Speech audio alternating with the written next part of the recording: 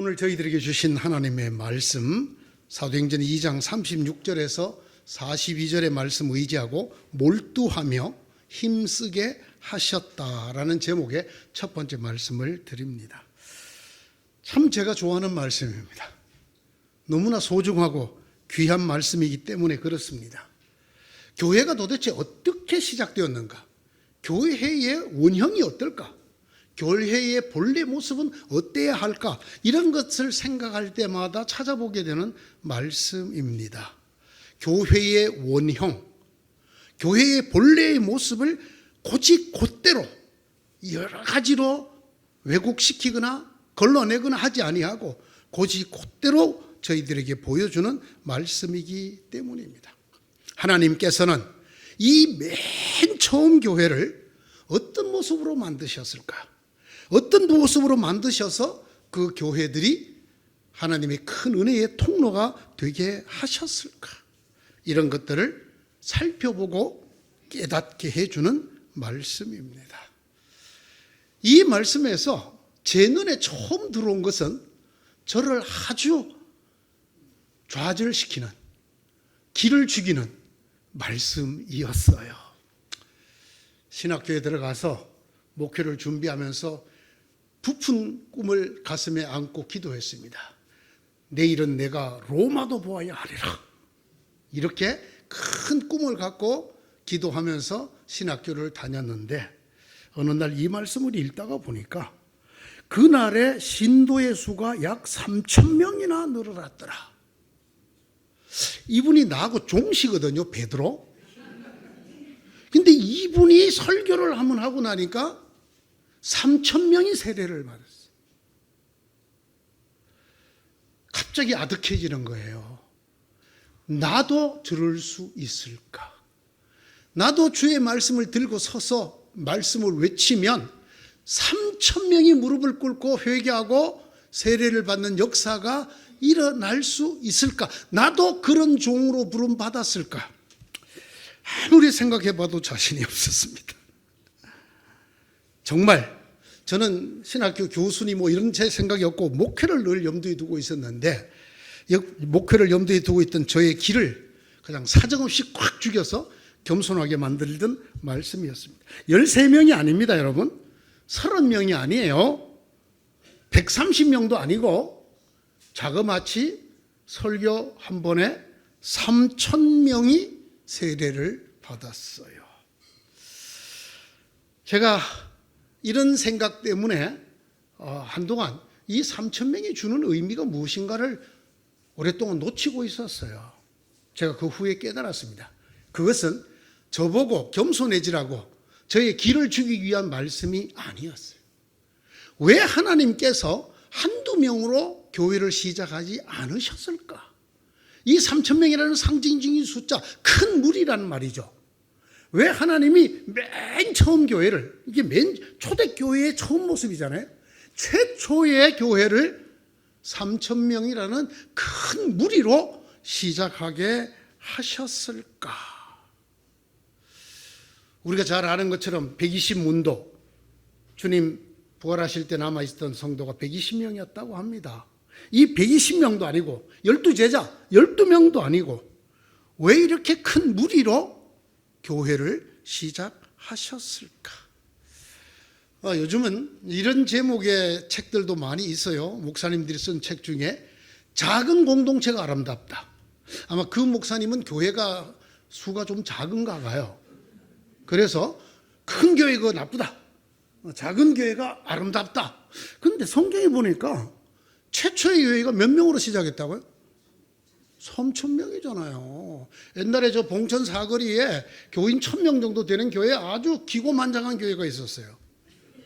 이 지역에서 제일 큰 교회였다나 근데 우리 종시인 베드로 형님이 설교 한번 하시자 3,000명이 그날 적은 게 아름답다. 왜 하나님께서는 이렇게 최초의 교회를 대규모 성도들로 시작하셨을까? 왜 그랬을까? 이걸 깨닫게 해준 게 하나 있습니다. 이게 뭐죠? 예? 코 안 묻었어요? 코 묻은 거 아니에요? 손수건이에요. 제가 어느 날 이걸 보고 이 말씀을 깨달았어요. 손수건을 만드는 실은 굉장히 가는 실입니다. 이 실 뽑아갖고 여러분 뜯으면 금방 뜯어져요. 굉장히 약한 실입니다. 그런데 이 약한 실을 세로 가로로 C줄 날줄로 촘촘히 짜. 그러면 뭐가 돼? 천이 돼. 천이 돼. 이건 여러분 힘으로 그냥 뜯기가 어려워. 그리고 여러분 이 가는 이걸 만든 원료인 가는 실칼에 그거 여러분 뚫뚫 뭉쳐서는 땀을 못 닦아요. 그런데 이렇게 만들어 놓으면 얼마든지 땀을 닦을 수가 있죠. 하나님이 우리 각자가 집에 계신 여러분 비디오 보면서 혼자 예배 드려도 예수 믿을 수 있어요. 그런데 왜 교회 나오게 하실까요? 왜 하나님이 최초의 교회를 3,000명이라는 큰 무리와 더불어 시작하게 하셨을까요? 우리 각자는 이 손수건을 만드는 실처럼 약하고 여리기 그지없어요.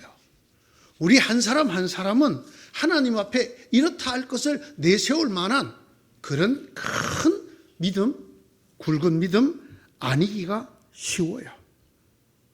하나님께서 이런 우리 각자를 C줄 날줄로 쫙 엮어 놓습니다. 그래서 교회라는 이름으로 묶어 놓습니다. 그러면 때로는 네가 나를 또 더러는 내가 너를 잡아주고 붙들어주고 일으켜줌으로 해서 오늘의 우리가 되도록 만들어 주시는 거예요.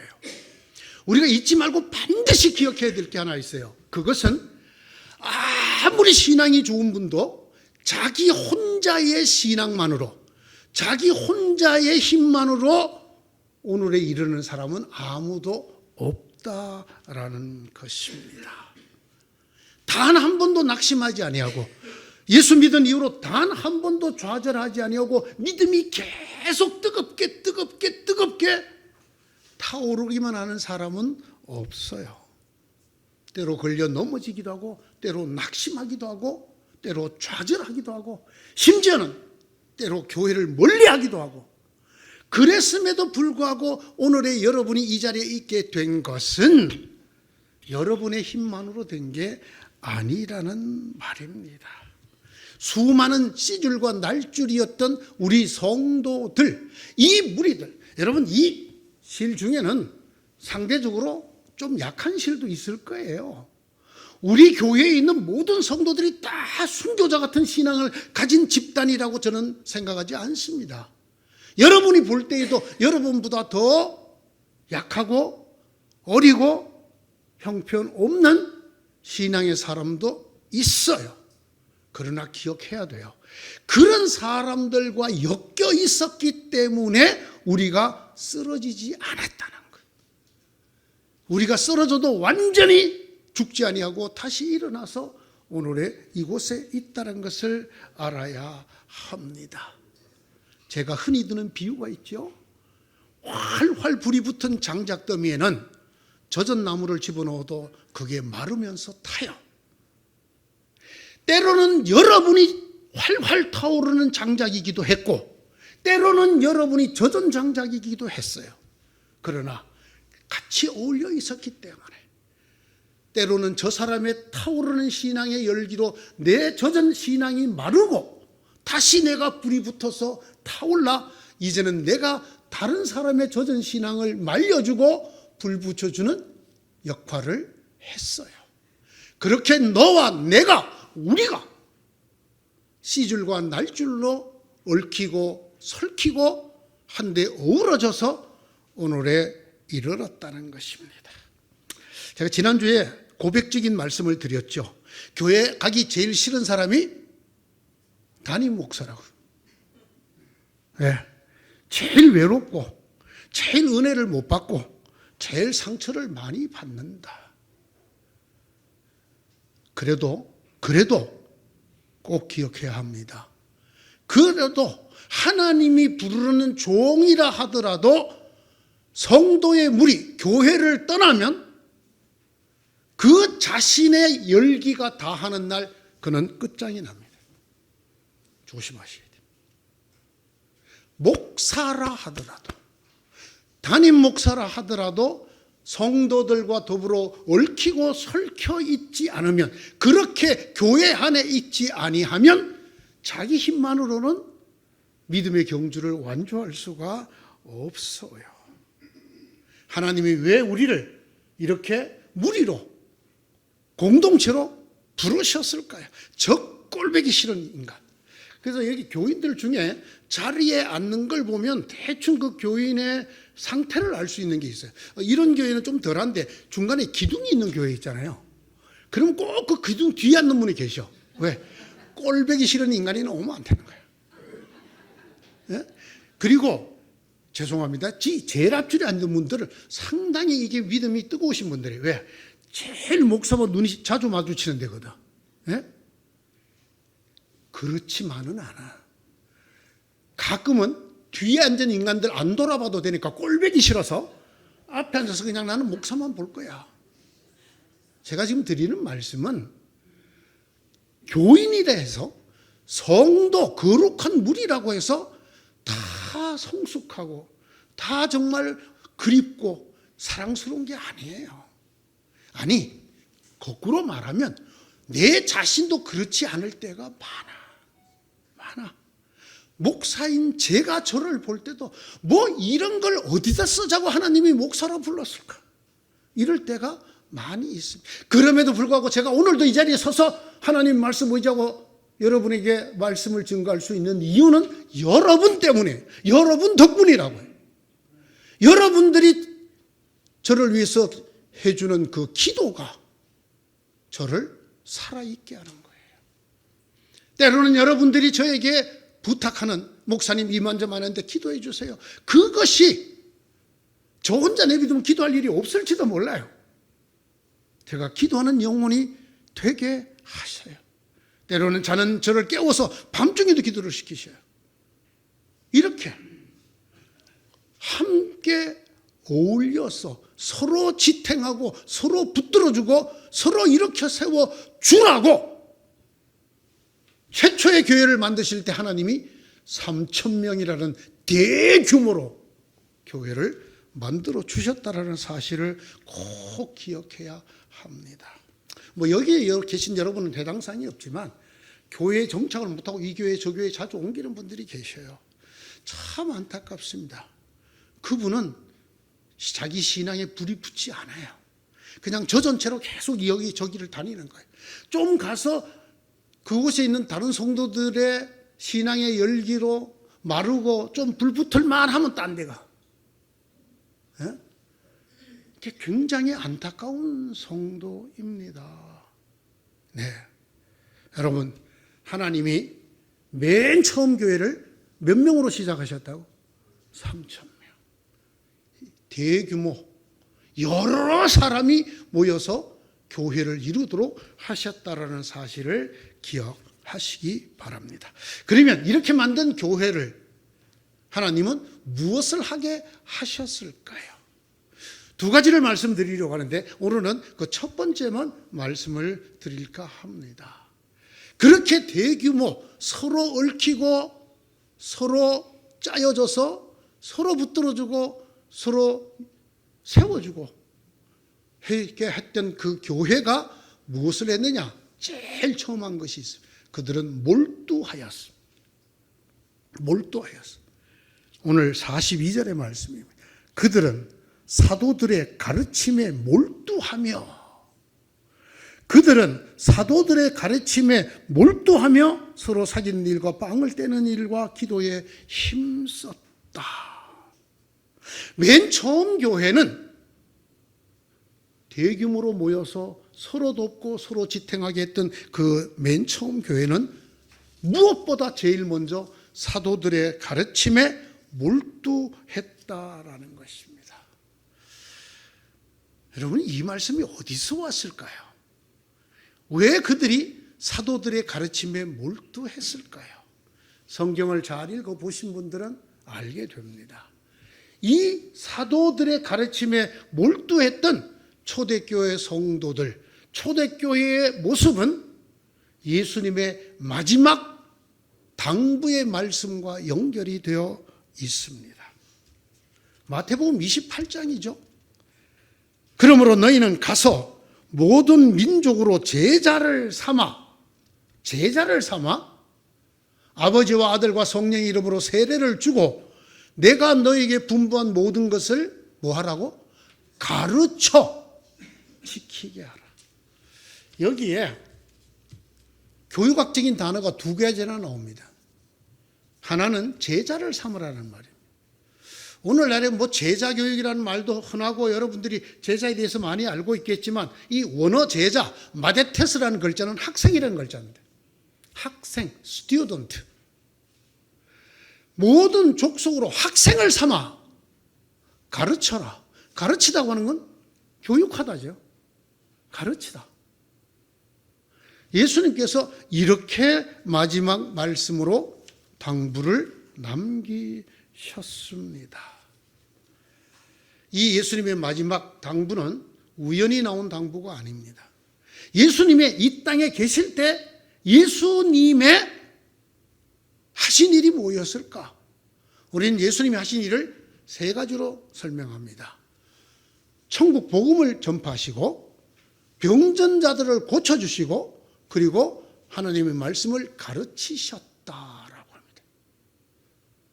복음 선포, 병자들을 고치심, 그리고 말씀을 가르치심이라고 합니다.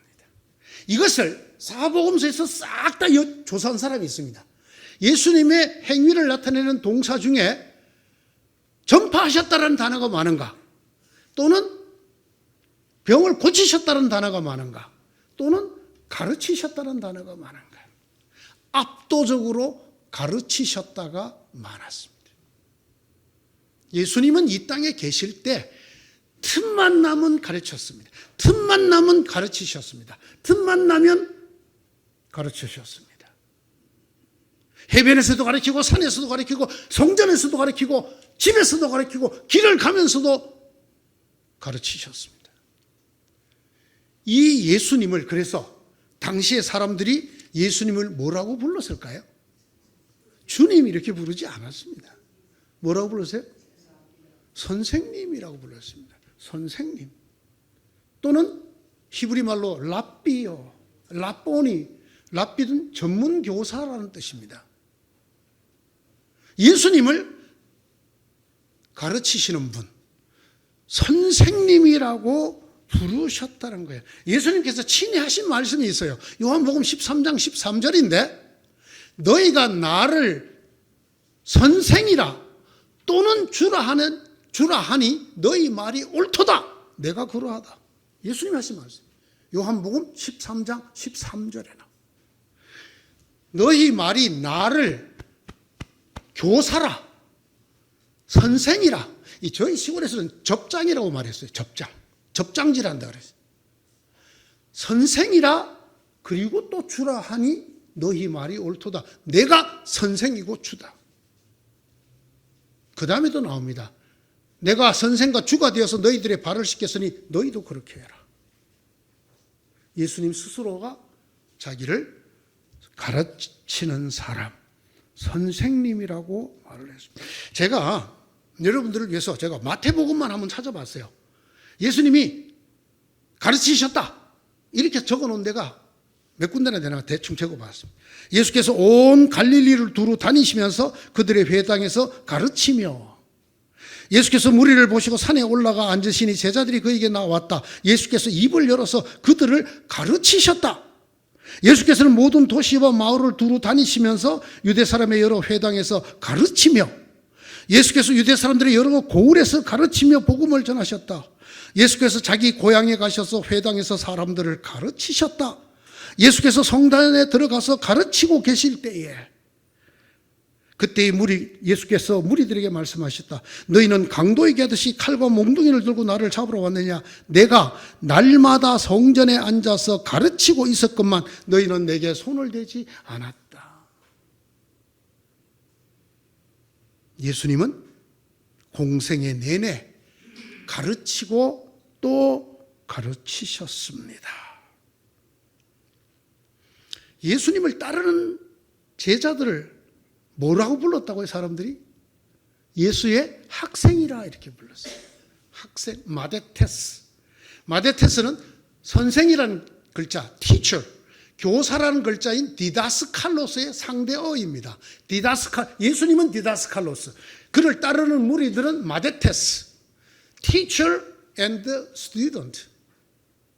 이렇게 불렀다고 성경이 기록합니다. 그 예수님께서 그의 학생들이었던 제자들에게 마지막 당부를 남기십니다.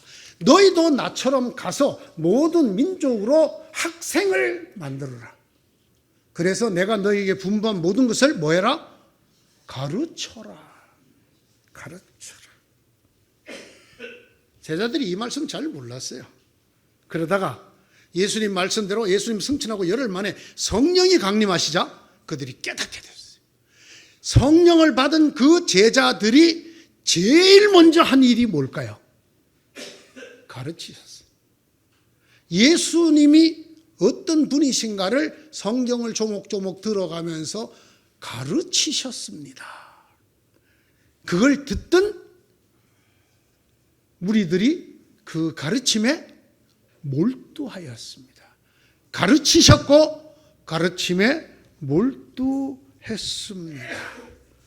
그들은 예수님께서 분부하신 대로 밤낮 없이 가르치셨어요. 그리고 성도들은 그 가르침에 몰두했습니다.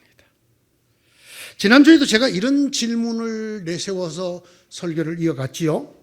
왜 주일마다 교회에 나가야 합니까? 라는 것입니다.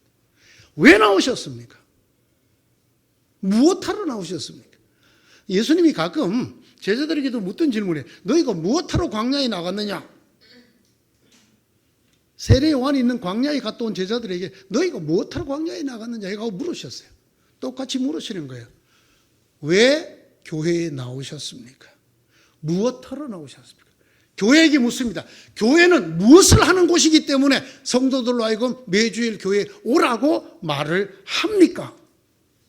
예배가 많이 올시다. 예배보다 선행되는 것이 있습니다. 그게 가르침입니다. 왜 교회에 매주 나와야 되는가? 여러분 자신을 위해서입니다. 여러분들이 예수를 믿은 것은 이제 새로 태어난 갓난쟁이입니다. 그 갓난쟁이 어린아이가 말씀의 젖을 먹고 자라야 합니다. 자라야 사람 구실을 하고 자라야 성숙하고 아름다운 신앙인이 되어서 하나님이 보시기에 아름다운 아들, 딸들이 됩니다. 어디서 배울 겁니까? 교회를 안 나오시고 어디서 배울 겁니까? 하나님의 말씀을 가르치고 있는 교회도 아니 나오시고 어디에서 말씀을 배울 것이며 어느 말씀이 옳은 말씀이고 어느 말씀이 위험한 말씀이고 어느 말씀이 잘못 해석된 말씀인지를 어디서 배우실 것입니까? 여러분들 이렇게 생각할 수도 있어요. 아유, 나는 뭐 안 자라도 그만해요. 제가 옛날에 신문 기사를 하나 봤는데 그 아가씨 나이가 22살이야. 22살인데 아직도 100일 어린아이야. 100일만은. 이게 초저속 성장증이라는 병인데 다른 사람이 10년 걸릴 걸 얘는 한 달밖에 발전하지를 않아. 그래서 22살인데 엄마 품에 안겨서 재롱 떨고 있는 100일 정도 된 어린아이야. 이 아이가 성인에 대해서 시집을 갈 나이가 되려면 엄마 아빠가 한 200년은 살아야 돼. 좋습니까? 여러분이 사랑하는 아이나 손자를 봤는데 올해도 기저귀 차고 있어. 5년 뒤에도 기저귀 차고 있어. 10년 뒤에도 기저귀 차고. 엄마, 한미. 여러분이 가르침에 몰두하지 않으면 영적으로 여러분이 그렇게 된단 말이에요. 왜 교회에 나오라고 하느냐? 여러분들의 지갑에서 돈 빼내려고 교회로 하는 거 아니에요. 여러분이 영적인 어린아이를 멸하게 해주려고, 그래서 말씀의 젖을 먹여서 키워서 장성한 사람이 되게 해주려고 부르는 거예요.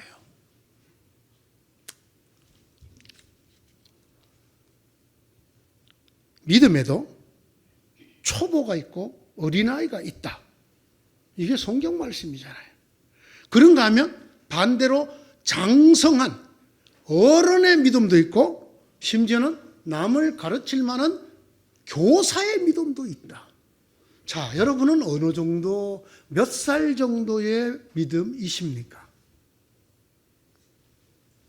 시간으로 보면 여러분은 이미 남을 가르치고도 남을 교사가 되었을 터인데 다시금 하나님의 말씀에 초보적 원리를 남들에게서 배워야 할 처지에 놓여 있습니다. 여러분은 단단한 음식물이 아니라 젖을 필요로 하는 사람이 되었습니다. 젖을 먹고 사는 이는 아직 어린아이이므로 올바른 가르침에 익숙하지 못합니다. 히브리서 5장 12절 13절이지요. 계속해서 이어지는 히브리서 6장 1절 2절은 이렇게 말합니다. 그러므로 우리가 도의 초보를 지나서 성숙으로 나아가자. 22년간 100일짜리 어린애로 있는 것을 넘어서 22살 꽃다운 아가씨로 가자. 이게 잘못된 얘기입니까? 이게 누구를 위한 얘기입니까? 이게 바로 여러분을 위한 얘기지 않습니까? 예수님께서는 이 일, 곧 믿음의 어린아이를 벗어나서 장성한 믿음의 사람이 되게 하려는 믿음의 성장을 위해서 교회를 세우셨습니다. 그래서 맨 처음 교회가 시작하자마자 사도들이 가르침에 전념하였고 신도들이 가르침에 몰두하였습니다. 오늘날의 교회도 이걸 알고 있을까요? 여러분이 경험했던 교회들이 과연 가르침에 전념하고 몰두하던 교회였나요? 대한예수교 장로회 총회 헌법이 있습니다. 그 헌법 제2편이 정치편인데 그 정치편 제5장이 목사에 관한 내용입니다. 24조는 목사란 무엇인가? 라고 하는 목사의 의의를 쓰고 있습니다. 제1항이 이렇습니다. 목사는 예수 그리스도의 양인 교인을 양육하는 목자다. 이게 대한예수교 장로 총회 헌법 목사의 의의를 규정하는 1번 항목입니다. 목회자라는 겁니다. 목회자. 양을 기르는 목양자라는 겁니다. 그리고 4항에 가서 2, 3항을 건너갑니다. 4항에 가서 목사는 그리스도의 말씀으로 교인들을 깨우치는 교사다. 알고는 있어요. 목사의 주 임무가 목양과 가르침이라고 하는 사실을 알고는 있지만 순서는 초대교회와 달라요. 초대교회는 뭐부터 했다고요? 가르치는 것부터 했어요. 말씀을 가르치는 것부터 했어요. 목사는 교사며, 맞습니다. 성경에 하나님께서 교회에 맺혀를 세우셨으니에도 나옵니다. 말씀을 가르치라고 있는 사람이 목사라는 거예요. 그리고 초대교회는 성령을 받자마자 그 일을 열심히 했어요. 초대교회가 언제 사고가 났죠? 그 열심히 말씀을 가르치던 일을 제쳐놓고 구제사업 하다가 사고가 났잖아요. 그래서 그때 베드로가 뭐라고 그럽니까? 우리가 하나님의 말씀 가르치는 것을 제쳐놓고 빵을 나눠주는 구제사업한 것이 잘못됐다. 이제 너희 중에 7을 뽑으면 이 구제사업은 거기에 맡기고 나와 우리 사도들은 말씀은 가르치는 일에 전무하겠다. 여기 여러분 전무라는 직책이 나와요. 전무, 상무, 대표이사. 전적으로 그 업무만 하겠다. 깨닫습니다. 뭘 했다고요? 초대교회 사도들이 가르치는 일에 전념하여 전무하였다고. 말씀 담당 전무야. 말씀 담당. 그리고 초대교회 성도들은 어떻게 했다고? 그 가르침에 몰두했어. 몰두. 저희 교회에 자랑거리 하나 말할게요. 이 예배 드리는 숫자와 오후 성경 공부 시간 숫자가 큰 차이가 안 나요. 근데 대부분의 교회를 가보면, 예를 들면 낮 예배 시간에 1000명 모이는 교회, 성경 공부 시간에 100명도 없어요. 사람들이 뭐를 더 좋아한다는 말이에요? 예배를, 말씀의 가르침을 받는 것보다 훨씬 더 교회도 거기에 우선권을 두고 성도들도 그걸 더 소중하다고 생각해서 예배 드렸으니까 나는 다 됐다 오늘 이러고 간다는 거예요. 그러나 맨 처음 교회는 어떻게 했다고? 사도들은 열심을 다하여 말씀을 가르쳤고 성도들은 그 가르침에 몰두하였더라. 사도들은 가르침 담당 전무를 했고 성도들은 그 말씀을 듣는데 몰빵을 했더라. 이 얘기예요. 저는 이 초대교회가 무척 그립습니다. 성도들끼리 부족하고 연약한 성도들이지만 서로 붙들고 격려하고 그렇게 해주던 교제와 사귐이 있는 교회. 예수님이 이 땅에서 행하셨고 또한 예수님께서 마지막 당부에도 하셨던 가르침에 전념하는 교회. 그리고 그 가르침에 몰두하는 성도들이 있는 교회. 이 초대교회의 결론이 뭔지 아십니까? 주님께서는 구원받는 사람을 날마다 더하여 주셨더라. 47절이죠. 예? 교회 성장의 비결? 저도 학교 다닐 때 이런 과목이 있는 걸 봤어요. 저는 그런데 생각이 안 들어갑니다. 왜? 교회 성장의 비결을 무슨 경영학적으로 무슨 이렇게 성경에 나와 있어요. 어떻게 하면 교회가 성장 부흥하는가 나와 있습니다. 예수님이 세우신 교회의 모습 그대로 성도가 서로 기도와 말씀과 격려로 붙들고 세워주고 교제하고 사도, 지도자들, 목사들은 주의 말씀을 가르치는 데 전념하고 성도들은 그 말씀에 몰두할 때 하나님께서 날마다 구원받는 사람을 더하여 주시더라. 여러분, 개개인의 신앙의 부흥뿐만 아니라 이 교회 공동체의 부흥이 여기에 달려 있습니다. 이 모습이 맨 처음 교회의 모습입니다. 하나님은 이렇게 하셨더라 그 말입니다. 3,000명이나 되는 큰 무리가 모여서 거기에는 별의별 사람이 다 있었을 거예요. 유대인이 아닌 사람, 여자, 남자, 어린 아이 그 사람들이 서로 어울려 교제하며 한 빵을 먹고 한 잔을 마시고 그들이 가르침에 몰두하였던, 그래서 하나님께서 친히 구원받는 성도들을 날마다 더하여 주시던 그런 교회가 되기를 소원합니다.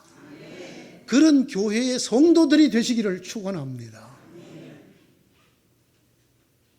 오늘은 오후 성경 공부 시간에 참석하실 거죠? 기도합시다. 하나님,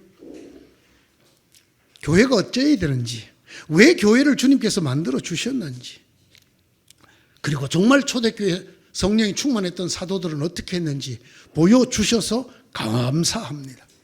이것을 따라 저희가 교회다운 교회로 나아가게 하시고 신도다운 신도가 되게 하시고 목사다운 목사가 되게 하여 주셔서 하나님께서 구원받는 자들을 날마다 더하여 주실 수밖에 없는 귀한 교회, 아름다운 교회, 말씀과 생명이 충만한 교회가 되게 하여 주시옵소서. 그런 성도들이 되게 하여 주시옵소서. 예수님 이름으로 기도드리옵나이다. 아멘.